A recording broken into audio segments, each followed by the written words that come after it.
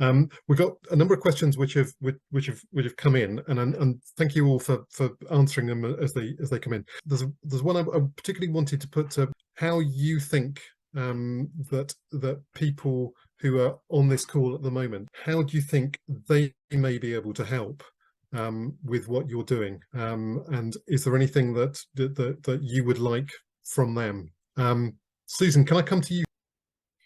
It would be too cheeky to ask for one single cheque for £8.5 million, wouldn't it? Because that would make my life quite easy in the run up to Christmas and into next year. But I'm sure that there isn't a cheque for £8.5 million on the call. What would help us? I think obviously we're about to launch on a fundraising programme. That's taken for granted. But actually what would help us is everybody who's on this call talking to government and talking to local authorities and making sure that they understand that the private sector can be a solution for homelessness. What we find in Scotland and in the UK, and I'm sure this is the same in other parts of Europe, the private rented sector is seen as a problem and sometimes the cause of homelessness, but actually by working and collaborating in a different way, the private rented sector can actually be a very flexible and high quality solution. So I think one of the things that we want to do at Homes for Good is lead by example. So it would be wonderful if people would follow our lead and spread the word and spread the model and give the inspiration that there are of the ideas that we have, and let people understand that it is possible to do what we do in other parts of the world. Thank you. That's excellent, Susan. And I should say, I mean, there is a network of people who have won awards with World Habitat over many years, and I'm very grateful to have you join that, Susan. And I think that there's that can be a way in which good practice can be transferred around the world through those people, but also through the participants here. And I just think, you know, there's if people have heard things they think apply to their own to their own neighborhoods, to their own countries. I think, you know, we've got resources on the website, but we'll also be working with our winners to try and help transfer those projects to new places, and always keen to hear from people about how we might do that better. And so please contact us as well. And really go back to sort of Daniel's point earlier, which I thought was very well made, about the sheer scale of investment which is needed in the housing sector, not just to create the housing that we need, but to also to retrofit and upgrade the housing which is substandard that we've got. And just that sort of figure about what it would cost in, I think it was Scotland, was eye-watering. But actually what the private sector can do better. Daniel, I don't know whether you've got you can help about how people can do that better, and how we can help overcome that problem. My 60 billion figure is UK wide and on the back of an envelope. So it could be a third of that, it could be twice that. But I think it's definitely saying a scale of money is needed out there that's beyond what we have at the moment. What gives me hope on that is that if it is about £60 billion, that's the scale of private sector money from the city and banks and financial institutions that's gone into housing associations in the UK. So it's an achievable number. Now, it may have taken about 30 years to get to that number, and it took time for the private financial sector to get comfortable with investing in social housing, but it shows that it is possible. Investors like property. It's solid. It's a physical asset that generates revenue. So that gives me some hope in the asset. I do think we have to think quite long term, as Susan is thinking with the endowment proposition for some of these solutions, because short term, in a high interest rate climate and high inflation climate, um, the returns to investors, the returns investors are demanding are quite high. So I think we need very long term financial products. That 4% interest that I was referring to for the Housing Industrial Dwellings Corporation, those kinds of rates might just work for us. Above that, it starts getting a bit more difficult. So there's my kind of mixed thing. I want us to think long term. Governments and investors always find that a bit tricky, or sometimes find that a bit tricky, but infrastructure and history shows us that's possible. And the scale, I think, is achievable because it's a scale that the private sector is already supporting in terms of social housing.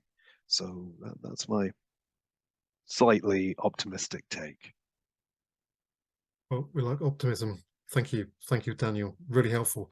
Susan, there's a question which has come in, and I'm interested in your take. It's about the sort of management problems that you might have had, and I think you've shown how the quality of your homes, whether you do have management problems as well, and whether you can whether the quality of the homes actually makes any difference. Yes, we do have lots of management problems. And what I would say is when you give somebody a high quality home, it makes them feel different about themselves. It has to have an impact on the way they feel in their home. It's not a property that's minimum, that's got the minimum, that's poor condition. They can see that somebody's putting a lot of effort into the home, and it's furnished fully for them. And we always get asked the question, do people treat our homes better? And my answer is probably.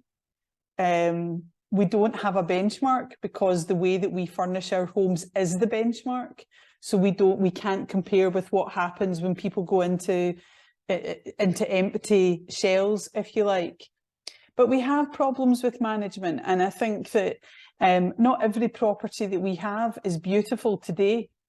We have properties where maybe the tenant has not let us go into the property to check if things are all right. There's properties that we've not been inside for a couple of years, and that could be for a whole number of different reasons. So getting the property to the point where it is in the photographs is just the start of it. There's then a very intensive management approach behind that, which is a combination of making sure that the property is always legally compliant, that it's safe, making sure that the tenants have got what they need from us, and that we pick up warning signs if the tenants are struggling with any aspect of their life and offer to help them. But also, with £20 million of investment and lots of investor interest to pay, we've got a big programme of work to keep on top of the management of the asset. We have to make sure that the property is physically in the best condition it can be at all times, because when somebody moves out, very quickly we need to make that a home for somebody moving in. So there's quite a complex management process that goes on behind the scenes. And while it's lovely to share the beautiful photographs of the before and after images, it's actually very, very hard work and quite regulated, serious programmes of work that have to go on behind the scenes. Thank you, Susan. Really helpful. Christoph, something which we haven't really sort of explored much in this session is around sustainability. Susan was talking about the empty properties, reusing the empty properties, which has a huge saving of embodied carbon over demolishing those and rebuilding them. And I just wonder if you've got any reflections on that, because of critical importance. Of course, and it's a very interesting also component of the work. I would say that, I mean, in what we do, there is usually we look at the environmental sustainability of the housing stock. We know that this is really like something very important at the moment, particularly in the European region. There are many programs, many initiatives, but it's also like comes at cost. So I think it could echo also like the comments that Susan made in terms of, management and like the maintenance of apartments, I guess, comes at a cost. The fact of refurbishing like this flat also is kind of pricey, and we see, the opportunity of public subsidy and public support also like to be able like to really like make this transition, to make this housing more energy efficient, but also like to save the cost for the power bills for tenants, which is also like very important in terms of affordability. But we're also like very interested in like the cultural dimension of sustainable construction and buildings, and this also like should be like a consideration in these initiatives. I guess like the fact of providing a house that is like nicely furnished makes a difference, like Susan was mentioning. But I think like somehow the quality of the design, the quality of the architecture, considering also like the cultural background of like the community in which housing is being built, is also like very relevant. We have a specific tool that we have developed earlier this year together with UN Environment, another UN agency in charge of environment and climate change, and UNOPS. This tool is called like the Housing Value Assessment Methodology, and basically it is a sort of certificate quite similar to what we can find in like different type of housing markets for different type of certificates, but focusing on like low income housing and more affordable building constructions in like specific terrain. It could be like in post-disaster, post-conflict area. So context in which, usually we do not have like very specific guidance about how to build, what to do in terms of sustainability, resilience. So this is an important element. But yeah, I think these two dimensions of environmental sustainability and cultural sustainability are very important, the way that we're looking at housing overall. Wonderful. Thank you, Christophe. Really grateful to all of the speakers. I think it's been a really interesting discussion. Just an honor, really, to be working with projects which are doing such fantastic work in Scotland. As of much of the UK, not enough in social housing to meet the multiple housing needs, and so many people end up finding room in the private rented sector, and so often it is too expensive. It isn't the quality is not what can be expected. And I think what Homes for Good has done is shown that it doesn't have to be like that. That the private sector can be a good place, which can be affordable, which can provide good quality accommodation for people. And it's not impossible. It's difficult. It's not impossible. And I think the endowment fund, which Susan talked about, fantastic to see that a way in which it can be scaled up further.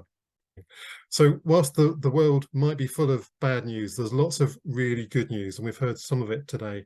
And there's lots more out there as well. Look at the other projects which were awarded the different awards this year, and please keep in touch with us and keep them coming, because the awards just, I think, are the sort of center of what we do, and enable us to find these projects, share them with you, spread them out, and get more homes for people who need them. So I just wanted to say thank you also to all of the audience. Great to have so many people. Keep in touch with us. If you've got any projects which you would like to enter for the awards open again at the beginning of January for about 2 months. And also at the beginning of January, we'll be announcing the next award winners for 2024.